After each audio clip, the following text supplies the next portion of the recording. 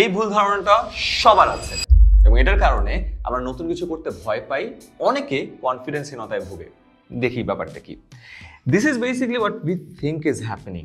আমরা মনে করি এই মাঝখানের মানুষটা, আমরা ভাবি যে পৃথিবীর সবাই আমাদের লাইফ নিয়ে চিন্তিত এবং আমাদের মাথার উপরে এত সুন্দর একটা স্পটলাইট আছে এবং আশেপাশের মানুষ আমরা কি করছি না করছি এটা নিয়েই দেখছে সারাদিন। এটার কারণে আমরা নতুন কোনো কিছু করতে ভয় পাই, নতুন কোনো উদ্যোগ নিতে ভয় পাই, সোশ্যাল মিডিয়াতে কিছু একটা লিখতে ভয় পাই যে আরে পাশের লোকটা যদি আমাকে নিয়ে আবার মজা করে, নতুন একটা কাজ করতে ভয় পাই যদি ভাবে পাশের লোকটা যদি আমি ফেল করি তখন যদি আবার মজা করে। আসলে ইন রিয়ালিটি সবাই আমার লাইফ নিয়ে চিন্তিত না, এটাকে আসলে বলে স্পটলাইট সিনড্রোম। মানুষ ভাবে আশেপাশের সকল স্পটলাইট তার উপরে।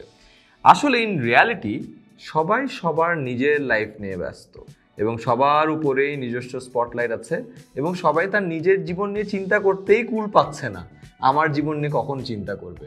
সো আমরা এই যে ভুল ধারণাটা করি যে সবাই আমার লাইফের দিকে তাকিয়ে আছে, এটা আসলে সঠিক না। বাট এটার কারণেই আমাদের নতুন কোনো কাজ করা শুরু হয় না, আমাদের যে কনফিডেন্স আছে এই কনফিডেন্সটা অনেক জায়গায় বাড়ি খায়, আমরা অনেক ফিয়ার অফ ফেইলারে ভুগি এবং নতুন কিছু স্টার্ট করা যায় না। So yeah, do remember this is what we think is happening, যে স্পটলাইট আমাদের উপরে। But in reality this is what actually is happening. সবাই সবার স্পটলাইট নিয়েই চিন্তিত।